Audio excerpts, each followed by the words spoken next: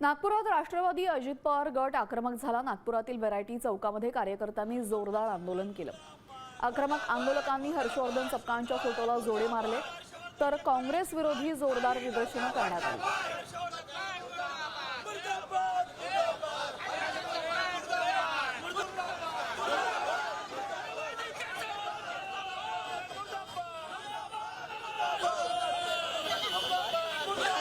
सपकाळ हे काँग्रेसचे प्रदेश अध्यक्ष आहे।